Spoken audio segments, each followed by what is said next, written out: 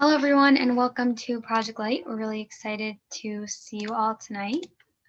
Um, Tonight's panel is not sponsored, so we will be saying the Tehillim and having tonight's inspiration as Yitzchas for Refuah Shalima for Chana Bas Leah and as Yitzchas Le'iloi Nishmas for Shir Bas Daniel and Leib Ben Shmuel. Okay, thank you, Daphna. שיר המעלות ממעמקים כרסיך אדוני, אדוני שמע בקולי, תהיינה אזנך קשובוס לכל תחנוני. אם עוונות תשמר יה אדוני מי יעמוד, כי עמך הסליחה למען תברי. כי ביזי אדוני כבשה נפשי ולדברו הוכלתי, נפשי לאדוני משומרים לבוקר, שומרים לבוקר. יחל ישראל אל אדוני, כי אם אדוני החסד והרבה עמו פדוס, והוא יפתה אס ישראל מכל עוונותיו. Thank you. I just want to say that for anyone who's new here, you can sign up for Project Light notifications for email or iMessage. You can contact teensfindthelight@gmail.com. And for WhatsApp, you can contact 216-230-7626. I will now hand over the floor to Daphna to introduce tonight's speaker. Hi, Ron. Tonight's speaker is Mr. Moore. Although he currently lives in Cleveland, a block away from me, he is originally from Texas. And tonight he's going to share with us his incredible, inspiring journey to Judaism. Mr. Moore, thank you so much for giving us your time, and I'm so excited to hear what you have to say.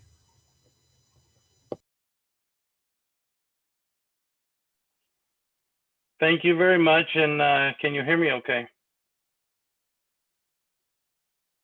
Yeah. Thank you very much.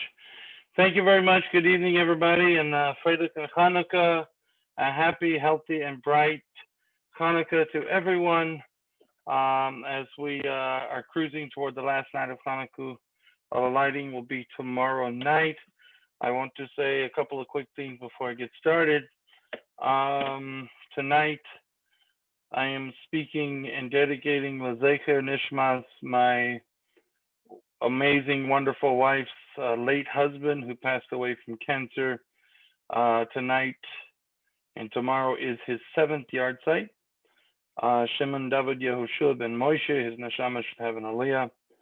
And for a complete refuah shalema to anyone and everyone who is in need of a refuah shalema, and for refuah, and for shidduchim, for anyone that is looking for a shidduch, looking to get married and have a family, they should be zocher to find their zivug, to find their shidduch, and be zocher to get married to the proper soulmate, and to raise children at Torah L'Chuppah Masim Tovim. Nobody told me how long I should speak tonight, so make sure you get yourself comfortable, get a couple of cups of tea and coffee, so that we can, we'll probably be finishing somewhere close to 1 in the morning. No, I'm joking. But anyway, so tonight is about my journey to Judaism, and I've spoken in multiple settings. I've spoken places around the country, around the world, about this journey to Judaism. I am currently in the process of writing a book about that journey. So eventually, God willing, that will come out. So tonight's topic is darkness to light, my journey to Judaism. And I'm going to go back to a long time ago. So back in 1937, my father, Oliver Shalom, was born back in New Mexico.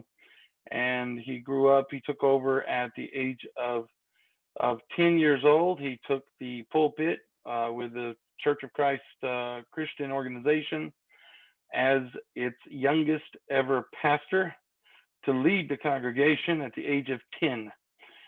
He took over that congregation when the pastor, which for those of you who might not be familiar with what a pastor is, it is the Christian equivalent to the rabbi of a synagogue. He took over that position at the age of 10, and because the pastor of that location got sick, couldn't speak that particular day, so he asked him to fill in, and it became a full-time thing, and he led the church for over 27 years. until he started to keep the Sabbath and kosher. He was introduced to Shabbat and kosher by a lady who said, he listened to his radio broadcast and said, sent him a letter that said, "You're an amazing speaker. You're a great person, but you believe in the wrong God and you practice the wrong religion." So she sent him a bunch of places, book, chapter, and verses to look in the Tanakh and to different locations for him to research, and both in what they call the New Testament and the Old Testament in their organizations. And he started learning, and a few months later, about 6 months went by, and he made an announcement to the church, "I'm done." And when my father made the announcement to the church that he was done and he was starting to keep the Sabbath and kosher, the church removed him as pastor immediately. They took away his pension, they took away his complete retirement, and within less than 3 years, they took away our home. They refused to give work to my father, Oliver Shalom, and they foreclosed on our home, and they cost the family over $50,000, and that's pretty much where my story begins. I was a baby at this point. I was born September 8, 1978, in Andrews, Texas, way out on the west coast of Texas. I could say the west coast because as a born Texan, Texas to me is its own country altogether. So way out on the west side of Texas before you hit New Mexico. I was born there, and I started my life there within a very few short months. When I was just about 3 years old, the bank foreclosed on our home, and they put myself, my 8 older siblings, 5 sisters, 3 brothers, and myself, my father, my mother, along with 3 head of milking goats in a trailer to provide milk for me. They put us homeless on the roads of the United States for 3.5 years. And before that, I go back to my birth. I was born in Andrews Women and Children Hospital, Andrews, Texas. And when I was born, the doctor declared me a miracle. He said that there's no given reason why this boy should be alive. He cannot drink milk. He cannot nurse. He cannot receive nourishment of any kind. And they couldn't figure out why. And it took Dr. Eduardo Duhan, may he live and be well. It took him and his wife and their team of specialists 3 days to figure out the problem. And on the 3rd day, they figured out a way to this. Keep in mind, this was 1978. Technology was not the way it is today. And they figured out a way to insert a microscopic tube down my throat and keep the tube inside while they did x-rays. And because they did that, they were able to reveal that the esophagus, that your food goes down when you eat, was not connected to my stomach at all. The esophagus had a bottom in it holding to one side of my body, while the esophagus coming up from the stomach was stuck into the other side of my body, but not anywhere near each other and not connected at all. There's lots of reasons that could stand behind why that would be. The speculation, they're pretty sure, is that there was a lot of cats living underneath the house that we were in at the time, and that the bacteria possibly caused a defect and therefore caused the problem. But 3 days went by. The doctor finally figured it out, and he said to my father, "It's best that you go into another room and pray because we're going to need it." And he told his wife, the anesthesiologist, prep for surgery immediately. They did so. They did the surgery, and Baruch Hashem, thank God it was a success. He came out of surgery a few hours later. Several hours went by, came out of surgery, and he said to my father, I'm not sure what happened in there, but it wasn't me. At one point, I was trying to do my job, and my hand seemed to move on its own. And like someone was guiding his hands, and Baruch Hashem, the surgery was successful.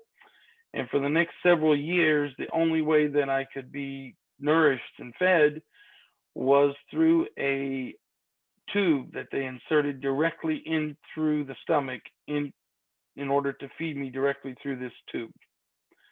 And that tube remained there to be fed through for several years until I was about,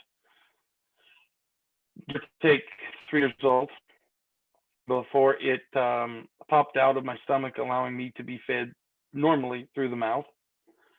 And even after that, for a long time, I was for many years I was not able to eat anything, not even a grain of sand, and because that would plug me up.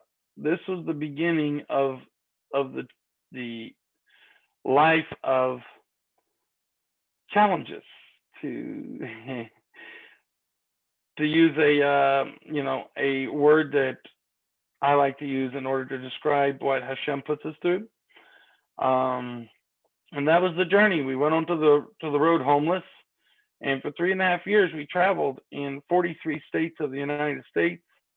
We met people across the globe. We went and parked with our little van and a trailer and set up a tents on the back of synagogue parking lots across the country, from United Orthodox Synagogue of Houston, Texas, who knows us well, to Chabad Lubavitch of 770 Brooklyn, Memphis, Tennessee, Baron Hirsch Congregation, many synagogues and places. And we went to a place and visit to Temple Sinai, Washington, D.C., which is a Reformed congregation. And while there visiting, some people got together a fund in order to sponsor our entire family to make Aliyah to Israel. And keep in mind at this point that none of us were halakhically Jewish, but we kept Shabbat and we kept kosher to the best of our ability. And we wanted to go home. We wanted to go to Israel. We wanted to seek conversion. And so we did. They sponsored us. We flew to Israel, all 11 of us. And we arrived in Eretz Israel into the custody of the Ben Gurion Police Department. They arrested my father, charging him with illegal, basically being a missionary without authority and lying about being a missionary, which he wasn't. And for 3.5 days, they held us in custody. And they put us on the front page of the Washington Post, United Press International, Deming, New Mexico Headlight, newspaper, Portales Globus Tribune. United Press picked up the story several times. And I was a little 4-year-old boy. Pictures of me playing the harmonica all over the place. And a very interesting journey that started. We were there for 3.5 days. And the police department made the decision of deportation.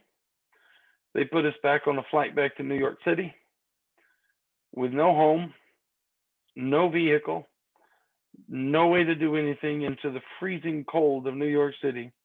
We arrived back there. Some people gave us donations to buy another van, and we went back on the road. And we spent a total of 3.5 years on the roads of America, traveling, doing whatever jobs we could get a hold of, from picking apples in Washington State, digging potatoes in Idaho, breaking broncs, and working on ranches across the globe, and sleeping on the ground until my uncle found us an old school bus. And to us, that was like a mansion. That was like going uptown, you know? We had a place to go to sleep at night that we didn't have to set up a tent. We could put a propane cook stove in the back and keep the bus warm when we stopped, in order to stay, warm in the wintertime. In the summer, you open the windows And we traveled and we learned. And the biggest thing I want to focus on tonight is that we learned. We were all homeschooled. All of us were homeschooled in that van and in that bus, and we learned everything we could get our hands on to the J.H. Hertz, Chumash, um, Pentateuch and Haftorah is what's called on the front of it. We learned that. We learned Code of Jewish Law. We learned everything that we could possibly learn from the early age about Judaism, about life, and we traveled looking for a place to stop. And thank God, a Washington D.C. neurosurgeon and his wife helped take care of us by sending us money through Western Union in order to keep food on the table. And eventually, the wife, was a very smart woman, and she told my father, "I will give you a loan. I will give you a loan to buy a piece of property that you need to get that family off the roads." And my father used that to purchase a 8.5 acre farm and ranch in North Texas, about an hour north of Dallas Fort Worth, towards Wichita Falls. And we used that. That little farm and ranch, we dug into the side of the hill with no electricity, no running water, no indoor plumbing facilities. We had a shower stall we built by hand, and we raised goats and horses and bottle-fed calves, and that was amazing. That was a place of heaven. And we got up before the sunrise. We went to sleep right after it got dark. We used kerosene lanterns and candles and a propane cook stove. And this is how we lived. And we homeschooled. And my teacher was my sister and my mother. And they taught the best that they could while we raised the animals and did farming, organic, and everything there. And we learned all about that we could about Judaism, Yiddishkeit, and everything.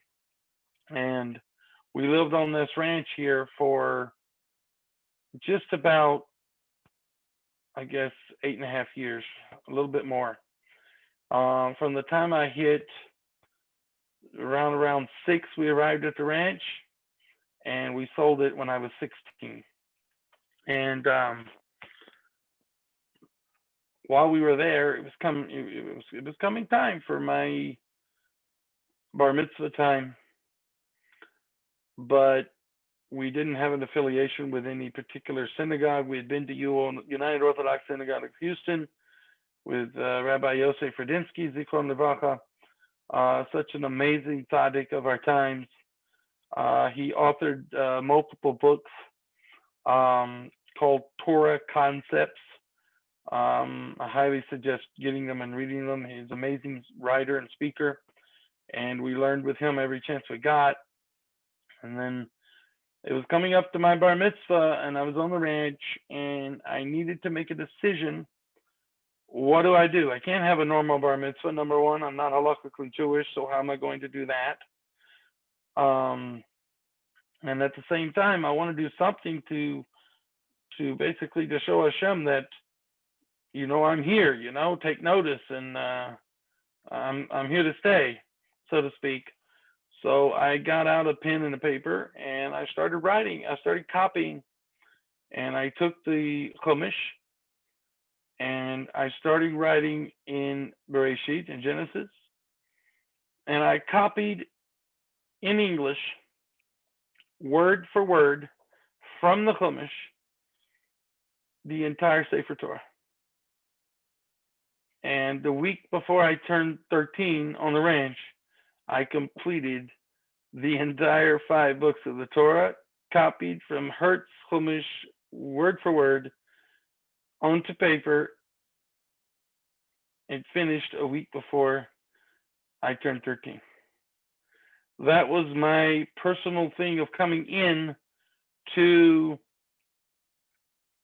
Yiddishkeit on my own, so to speak. But I still needed to know several things. One, did I really want to be a Jew? If you stop and think about it, for some people and people that are born into Yiddishkeit, born as Jews, they grow up, a lot of people, they live that way, and it's just what they do. It's a habit. It's what you do. That was not true for my journey. My journey was, yes, I am a Shomer Shabbat, Shomer Kashrus Jew in practice. I kept kosher. I kept the Sabbath. From an early age on the farm, I took over from my father for shechting and killing all meat on the ranch in order to provide food for the family. I did all that from a very young age, and I knew the rules and halakhas of doing that, of shechita and shechting and everything. But I wasn't a Jew, and I knew that I wasn't a Jew, and I also knew that I could not and should not be keeping all of the halachas properly, which is very simple to break it. But I did, as a young person, I did my best to keep as best as I could. So when I got a little older and turned 18, I decided that it was time to stay the course or leave the course, so to speak. So I made my decision that I needed to find out for myself what the correct choice was. And so I started to make a list of 100 different questions that I needed answers to. Okay? So I made this list, and I went through 1 through 100. Different questions on this list were ranging from all types of questions. Some of them were, what is the proper day of rest ordained by God as the Holy Sabbath or the day of rest that's a proper day to be kept, to all different types of questions. And so I took these questions in this list to local pastors, preachers, ministers from all denominations, from Catholic to Baptist, Methodist, for everything. And I took this list over, and I went to them and I asked these questions, and no one could get past 3 or 4 questions on the list. And it started to sink in. No offense to any of them, but these people don't know what they're talking about. They're up here preaching every week, 3, 4 times a week, and they have no clue. And I kept thinking, I have to get the answers to these questions from somebody who knows the answers, other than my father. I needed validation as to what the proper course was in life that I should be going. But that validation could not come from inside my sphere of influence, my family. So I'll never forget, I got to this gentleman. He's a Lutheran minister out of Texas. And I sat down with him and his wife in their house, and I asked them, I said, the first question on the list, and the second and the third. And when I got to the question of what is the proper day of rest that God ordained for people to keep, he looked at his wife, she looked back at him and said, "Sweetheart, you got to be honest." And I thought, oh boy. And he turned to me and he said, Friday sundown to Saturday sundown, otherwise known as the Holy Sabbath in the Jewish religion. It's not Saturday. It's Friday sundown to Saturday sundown. And I was like, whoa. This came out of the mouth of a Lutheran minister. He was not some young spring chicken. He was well into his late 60s. And that was all he would say. He said, "You've got your answers. That's the best I can do, and thank you for coming." And I was floored. It's like, this is crazy. If he's telling me that the proper day of rest is Friday sundown to Saturday sundown, number one, why is he in the church? And what's going on here? And then I took the list to Rabbi Yosef Rudinsky of Houston, Texas, Zichron Livracha. May his neshama have an aliyah. And I started asking him those questions. And he looked at me and he said, Mr. Moore, it would be a lot faster and easier for me to answer these questions if you'd just hand me the list. And I handed him that list.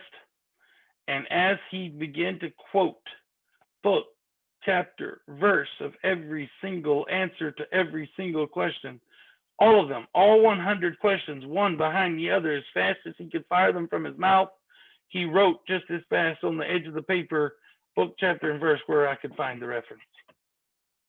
Within a few minutes, he had the entire 100 questions answered. And he said, if you have any further questions, feel free to come back and see me. I was like, whoa, what just happened? I went to an Orthodox rabbi and he gave me the answers to every single question on the list within minutes that ministers could not get past 3 or 4 questions on that list. They couldn't answer the question, honor thy father and thy mother, that their days should be long in the land. They couldn't answer what that really truly meant. Simple questions. They had no clue. None at all. But a rabbi sat in front of me, gave me book, chapter, and verses, and answered, and I was floored. I started to learn and to dig deeper and to check the references that he gave me. And I realized that this is correct. This is what I need to do. It's not just because my brother had already converted at this point. I already had sisters that had already converted to Judaism at this point. I had siblings in Israel already at this point that had been to Israel and came back. But I needed to make that decision for me, for myself, for my neshama. And that's what I did.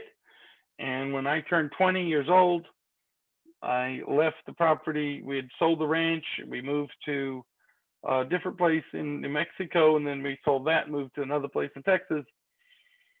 And when I turned 20, I left home. I got a car. I spent a month out of New Mexico through Rosh Hashanah, Yom Kippur, Sukkot, Simchat Torah of 1998. And then I got in my car and I drove to New Jersey to do the actual conversion process. And when I arrived there, at that time, I had never had any of my hair in the general range of where the payas is supposed to be, what we thought was supposed to be. And I had payas that was hanging down 7 or 8 inches past my chin. But I had them tied up underneath my yarmulke. So the average person, if you were looking at me now and I had them the same way, you wouldn't know, you wouldn't have a clue that I had them. And I walked into the rabbi's office in New Jersey and I asked about doing the conversion process. And he told me, he said, listen, I don't believe you when you tell me that you've been practicing Yiddishkeit, you've been practicing Judaism for basically your entire life. I don't believe you. I don't think you're being honest with me, and you need to leave my office. And then he turned his back on me. Now I'm a redneck from the great state of Texas. You shouldn't turn your back on people.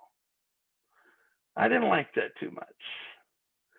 And I leaned over, I took off my yarmulke, I took the payas down, I brought them down on the side of my head, and put my yarmulke back on, and I slapped the desk behind his back. He turned around, and I said, Rabbi, nobody turns their back on me.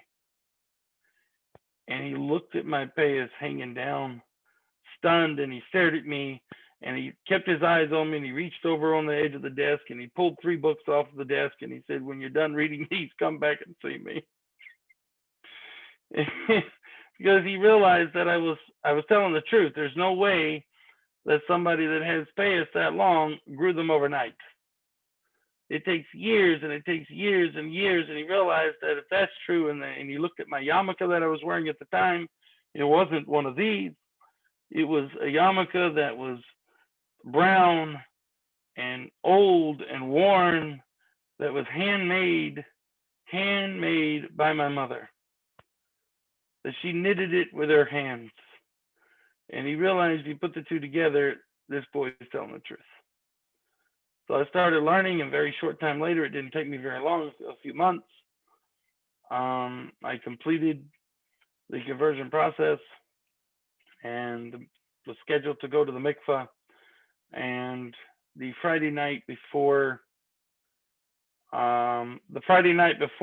I was scheduled to go to the mikvah on Thursday to finish conversion, he asked me to turn on the lights of the synagogue after Shabbat had started to show a difference between being a Jew and not. And I'll be honest with you, that hurt because I felt that I was already there. But I did it anyway. And then a few days later on Thursday, I went to the mikvah. So now I'm a Jew. And everybody in the congregation saw that I turned on the lights on Friday night. Shabbat was already started. They were, what's going on? I mean, this guy's wearing a yarmulke. He's got tzitzis. What is going on with this guy? He's turning on lights on Shabbat. And the rabbi says, no, it's okay. Don't worry about it. I got this. And on Thursday, that next week, I went to the mikveh.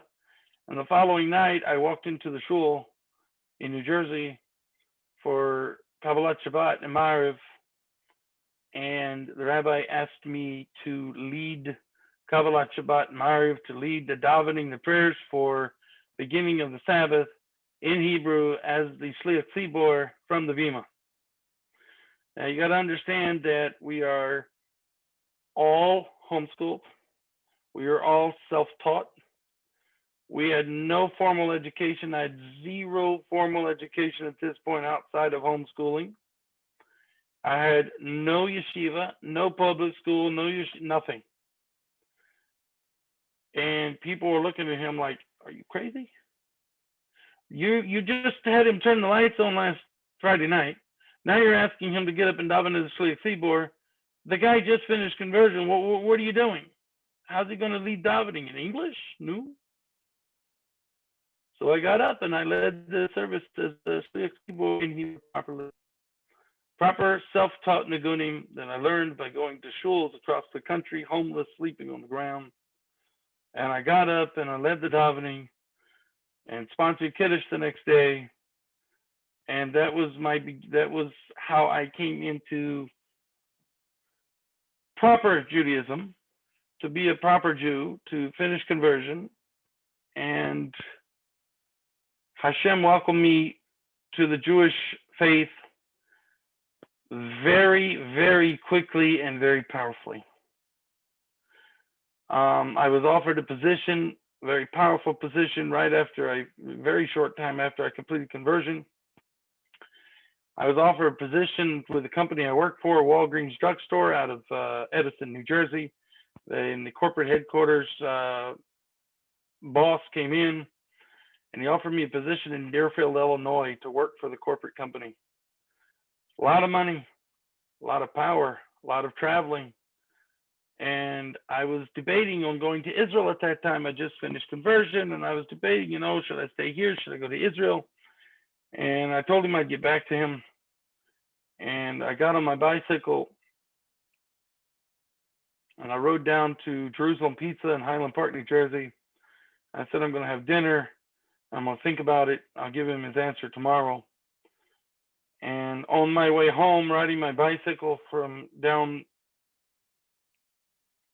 Raritan Avenue in Highland Park, New Jersey, I was hit and struck by a taxi cab from the back. I was thrown across an entire intersection, slammed to my head and shoulders, it split the bicycle helmet off my head and put me in the hospital. And I went home to recover. And I'm thinking, now, why would Hashem do this to me? Why would Hashem put me into such a position, bringing me into Yiddishkeit, bringing me to the Jewish faith, and then this, what's going on? And I realized it was a test because I had made the decision to move to Illinois.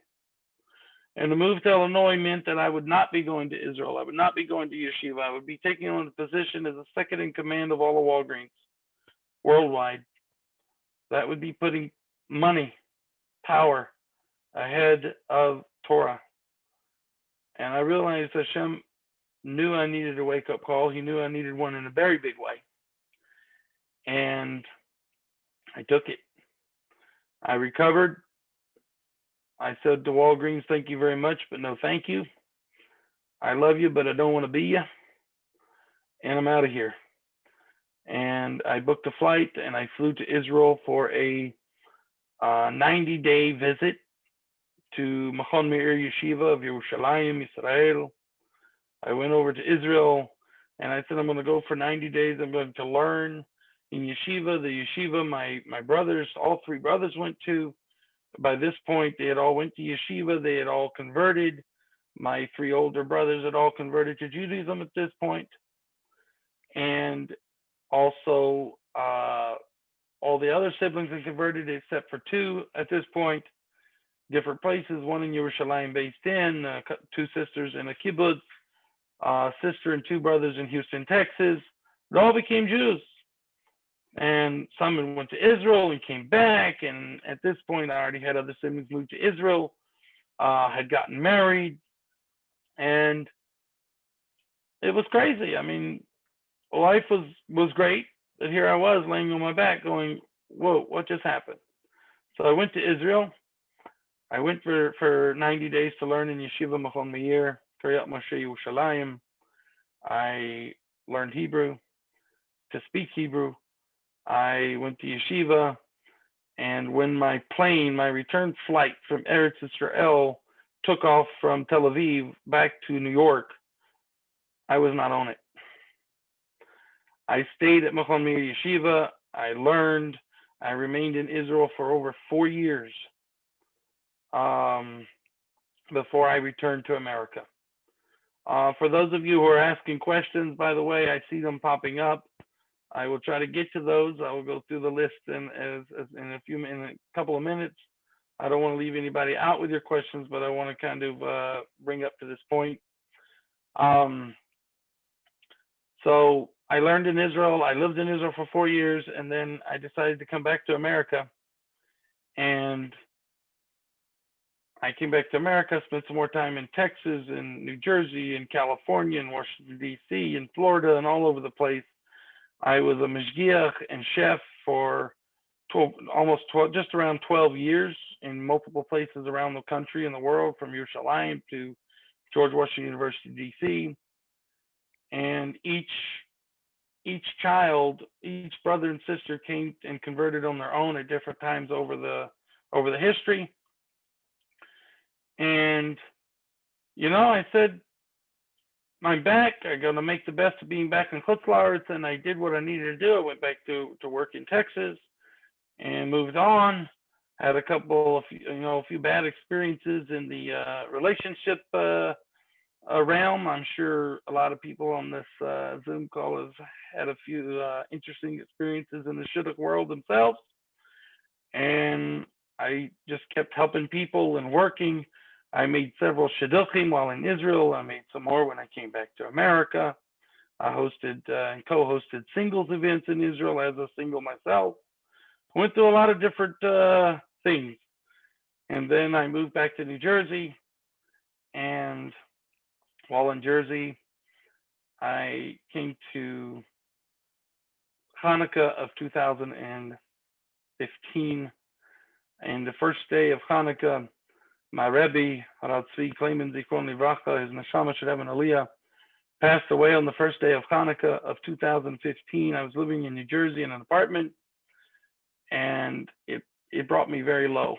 And the Rav used to say that Hanukkah is about a time of light. It is a time of beauty. It's a time of brightness, that we should not be down. We should not be sad. We should be happy on Hanukkah. We should be joyous. We should be besimcha.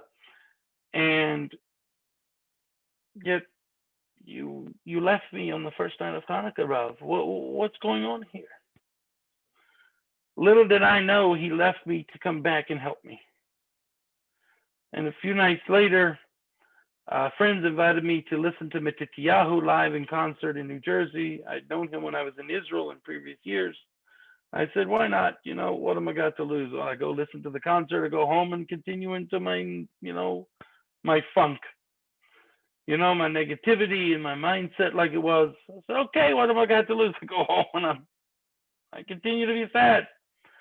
But the opposite happened. I went to the concert. Matityahu recognized me, gave me a big hug, and said, "It's been so many years, brother. How you doing?" I said, "Listen, you don't really want to know." And he says, "I don't need to know. I can tell that you're sad, but you need to have sympathy in your heart, and you should let Hanukkah lift you up." And then I went to an organization called URA, and I went to one of their concerts in Brooklyn, New York, on the last night of Hanukkah. And I came home and I said, I'm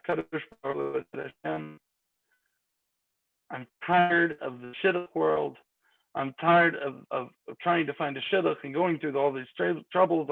I help other people find a shidduch. What about me? Like, this is nuts. This is crazy. I'm helping other people find shidduchim. I don't deserve a little happiness up in here. Come on. So last night of Hanukkah, I came back to my apartment and I said, Hashem, I'm part of this dating app called J Swipe. I'm going to give it a shot. It's a nice, good, Gewaltic Jewish site. I'll give it one more shot. The last night of Hanukkah 2015, I turned on the app and this woman's profile popped up and I liked. I said, I like. It's different. I like. So I swiped right, or at least I tried to. My finger was shaking and it went left. And I went, hey, you have one chance to redeem yourself. So I quickly swiped to the right. A few seconds go by and she swiped too. And little did I know that I had just swiped to meet my wife. On the second yard site of her late husband, alav shalom.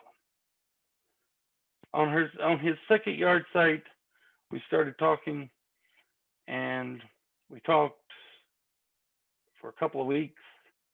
This was mid-December 2015 at this point.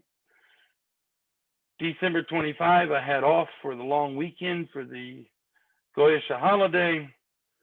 So I said, I'm coming to Cleveland. I came to Cleveland, I got a ride, came to Cleveland, got here late,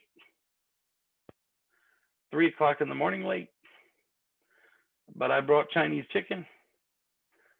It was her favorite, and we sat down at 3 o'clock in the morning and we had Chinese chicken together for the first date. And I said, phew, if a lady can have Chinese chicken together with me at 3 o'clock in the morning, she's got to be pretty good. And it got me all excited and happy about everything that was going on. We spent a wonderful weekend here in Cleveland, meeting friends and seeing people. And I went back to New Jersey and I said, hey, every girl I have dated up to this point for the last several years have married the next man she went out with after she dated me. Now I have a problem. I'm an Orthodox Jew. I am years and years in Yiddishkeit. I just went out with this great woman. But what if she goes out with someone else before I get back to Cleveland? So I found a flight. We got together, got a flight. I flew back in New Year's Eve 2015-16. I proposed on January 3rd, and we got married on March 6th. Now, Kanai Nahara, she had 3 children from her late husband, Shimon David Yehoshua, and Moshe Zichron Livracha. And then we had a 4th child. We had little Sarah. And I'm skipping a lot of things. I'm sure that you figured this out by now, because if I didn't skip, we'd be here all the rest of Hanukkah and into next week. But these are some of the highlights of what has brought me to Yiddishkeit, my journey to Yiddishkeit. And it's a journey that has taken me through up to this point now. I have been in every state of America except for 6. I have been in around 9 foreign countries. And the journey has been amazing. The journey is just beginning. I don't feel like it's really gotten started that much, really, because for everyone, and this is back to the theme of Hanukkah and the power that Hanukkah has to light up our lives, the power of the name of this organization, Project Light. What is Project Light? What is the word Project Light? To light up the world. What is a Jew? What is our purpose? To shine a light, to cast a light unto the nations, to the world. Project Light is absolutely perfect to bring that to people. And I am happy to be a part of it. And before I start going to questions here, I do want to end with a final, very bright point. The Torah says that it brings down different ages of children, different ages of life. And we know that 9 months for a baby to be born, and then what happens? What day is the bris?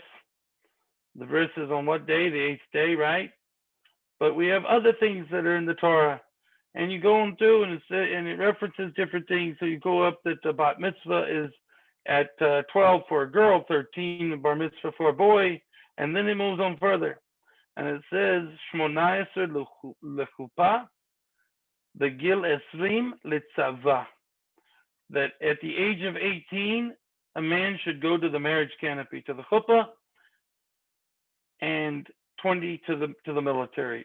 If he's able to go, he should go to the military.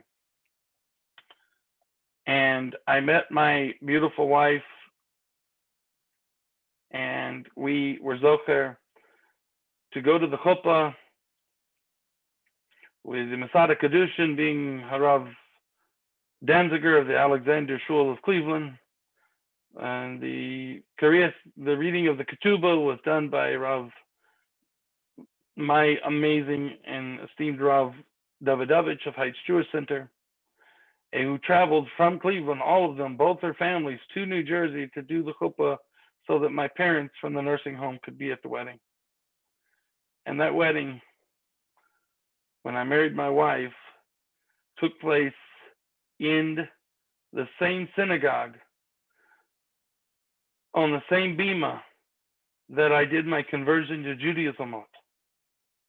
The same synagogue, the same bima, and on my halachic 18th birthday from conversion. Shmonayase lechupa, halachti lechupa b'yachad ishti, v'tamshik chayim b'yachad mishpacha.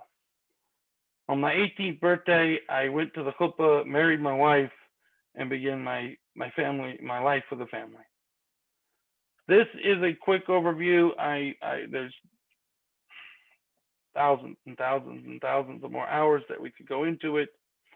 But that is an overview, and thank you for listening. And I am happy to go ahead and pull up the chats and run through the questions that were here and go ahead and answer them best I can, if that's okay with the organizers and directors. Thank you so much. I knew some little details, but it's so much more fascinating and crazy than I knew. We'd love if you could take some questions. Thank you. So I'm just going to scroll through. Bear with me a little bit while I kind of scan here. Hi from London. Libby, thank you for being here. Just scroll through of any questions. Yes, I know the Udmans.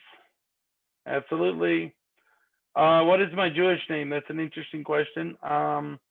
Due to the fact that I was involved in 2 hit-and-run car crashes.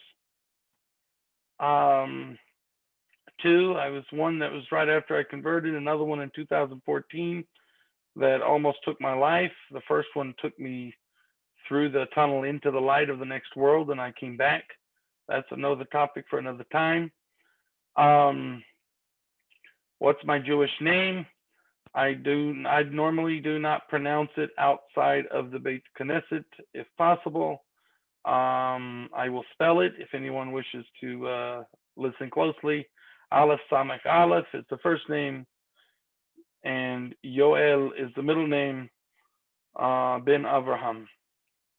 I don't try not to use it because Rav Mordechai Eliyahu, Zikron Lebracha, former chief rabbi of Israel,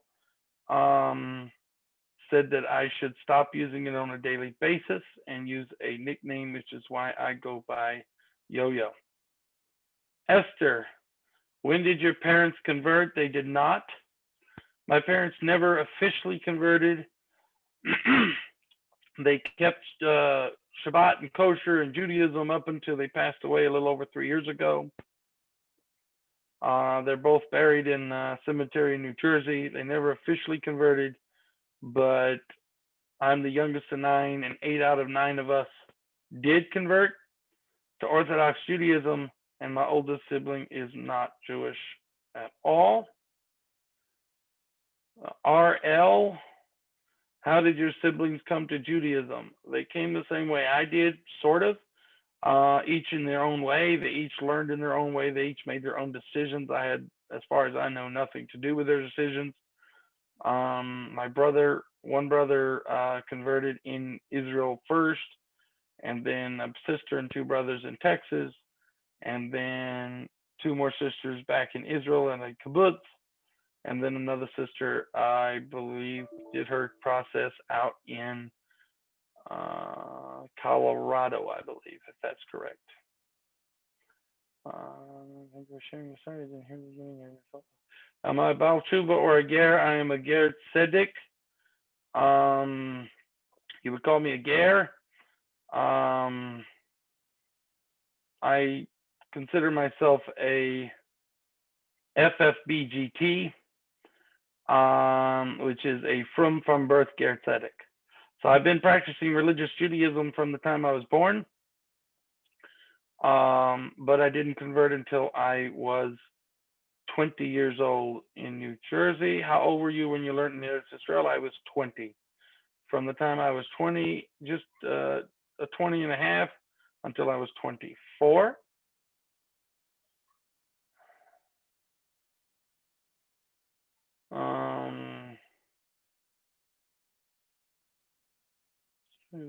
Thank you very much, Bracha Shandel. Thank you so much. Do I still live in Cleveland? Yes, I do. I live in University Heights, suburb of Cleveland, Ohio. Baruch Hashem. Go Cleveland. That is correct. Thank you very much, Rena. My parents, pound PL fan. My parents were in a nursing home in New Jersey. Unfortunately, they both passed away a little over 3 years ago, 1 day short of 6 months apart. They're both buried in New Jersey. Chaya, no, my wife's name is not Yocheved. My wife's name is Marnie. She is originally from Toronto, Canada. Yes, I said Toronto. I've been married to a Canadian for a while. It's not Toronto, it is Toronto. Hey? Is there a specific reason that your whole family didn't convert together? Yes, because each person decided on their own, and some of them in the beginning was not certain of what they wanted to do. And as they grew up and they turned 18 or 20, as my father wanted us to stay home until we were 20 or married, so each child waited until they were 20 before converting and going on their own way.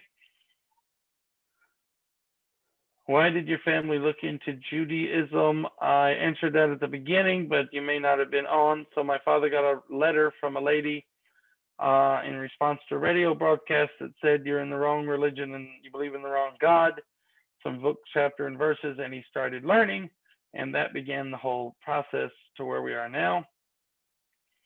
How did your family decide to convert? It's basically the same question. Yes, I live in Cleveland. Lots of those questions. Are all of my siblings married? At the moment, no. I have one sister who is about 16 years older than me. So she's about 58 years old. She is single, living in Israel. So if you know any wonderful, amazing, and rich guys, I'm joking, that want to live in Israel, then let me know and I can try to set them up with her. And I have a brother who is single in New Jersey as well. That's the next one down from her.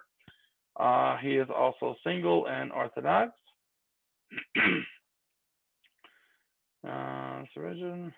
How old is my daughter, or my daughters, should be said, and my son?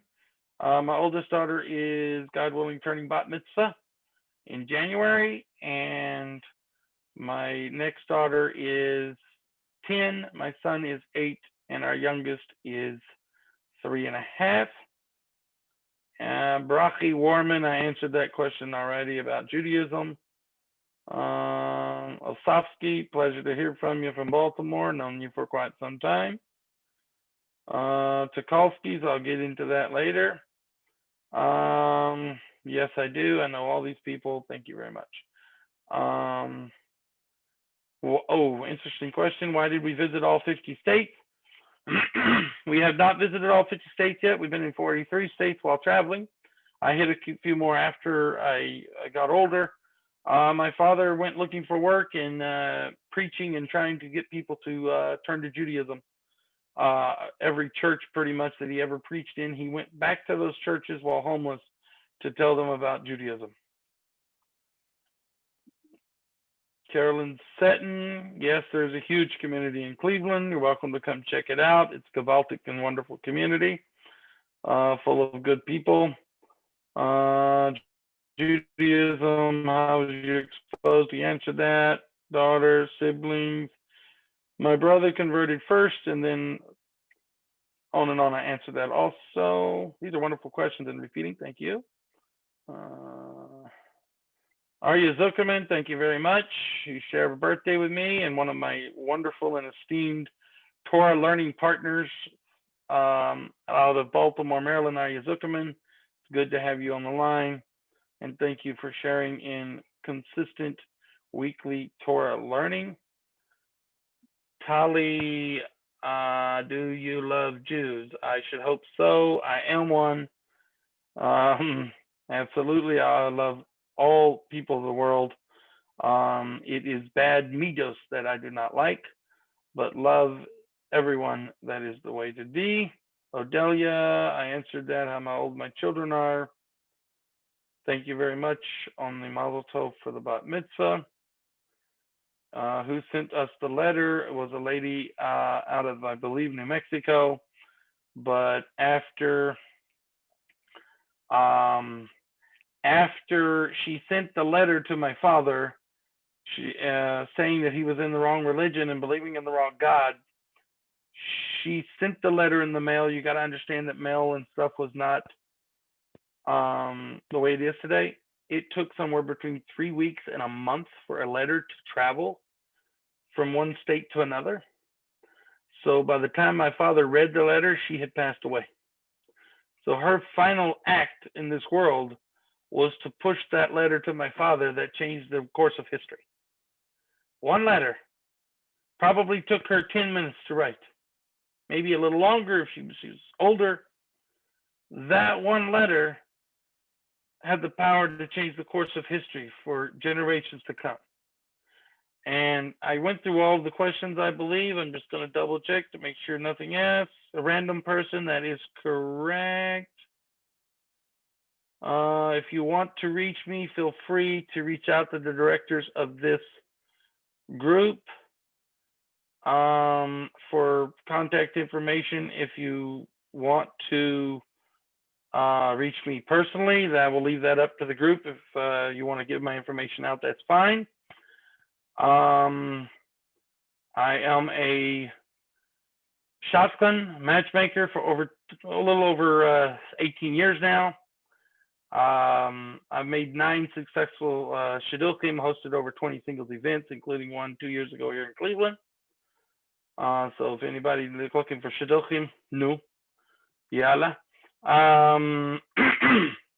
Don't usually do this, but since it is Hanukkah, one of the songs, the nigunim, that brought me such nachas from an early time, an early age, It's from Mordechai, Abraham Fried, I believe, is where one who did it first. Someone asked if I could sing a niggin.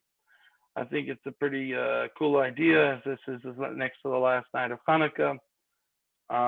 So one of the songs that I really enjoyed is Menucha V'Simcha. Another one is Kol Haolam Kulo.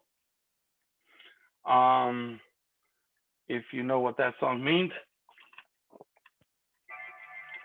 the whole wide world is a very narrow bridge. But, and this is very appropriate for these times that we live in, do not fear. There's so much things going on in the world today that have a tendency to make people fear and fear the wrong things. And we are supposed to fear only one thing, and that is fear of Hashem. Fear of Hashem is the one thing that we're supposed to fear, not things in the world. We need to be prepared for what is happening in the world. We don't need to be, naive to what's going on in the world. We need to prepare. We need to do our ishtadlus in this world. We need to take the proper measures and the steps to do what we need to do in this world to take care of ourselves, our family, our communities. But we should not be afraid of what's going on. We should be prepared and aware. There's a difference. So there's different wonderful songs out there. There's different ways to do things, but Kol Haolam Kulo Gesher Tzar Meod Gesher Tzar Meod Gesher Tzar Meod Kol Haolam Kulo Gesher Tzar Meod Gesher Tzar Meod V'hayikar Lo Lifachet Klau V'hayikar Lo Lifachet Klau. Do not fear. The whole wide world is a very narrow bridge, very narrow. Like the bridges in Texas and the back roads that are so narrow that you can only take one vehicle down at a time. It's very narrow, but don't be afraid of it. Be positive. Be focused on the positive of helping other Jews. And as I've said many times, I've spoken in the past, people that might be on here that may have heard me speak at different organizations or places, look into a mirror. Look into that mirror and see the light. Project Light. See, get it? It's a theme, Hanukkah.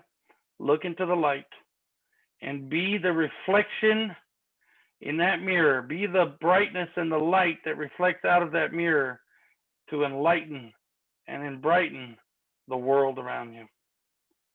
I want to thank the directors of Project Light, for all the people that have joined us here tonight, for coming on to this broadcast. And I hope that it has been inspiring in some way and helpful in some way. And you're welcome. And may this Hanukkah bring an end to the tsaris of COVID-19, to the tsaris of all the things going around the world. And Hashem should grant that the light of Hanukkah of 2020 should do exactly that and bring 2020 vision to all of Am Yisrael and into all this pain and suffering. And the light of Hanukkah should bring in a beautiful new beginning to the coming of Mashiach, B'ezrat Hashem, building of the Beit HaMikdash. And we should be zocher that next Hanukkah we should spend it together in Am Yisrael, together be'eretz Yisrael, be'yachad, be'Yerushalayim, Ir HaKodesh, b'mheira b'yameinu. And yes, according to one of the questions that I just saw pop up, Betach ani medaber be'ivrit, ein baya bichlal, tada la'el. Thank you to everybody. I speak Hebrew, absolutely. I spent 4 years in Israel. And may we all be zocher to be speaking the proper language by next year. If y'all have any questions, you want to unmute, feel free to ask them. Directors, thank you very much again. Hag Sameach, happy Hanukkah. Back to you. Amin, thank you so much. That was super inspiring and fascinating. I thank you so much for giving us your time tonight and inspiration and music. And thank you so much for being here. Thank you for having me, and go out there and spread the light of Project Light. Thank you. Have a All great the night, way. everybody. Freilich and Hanukkah.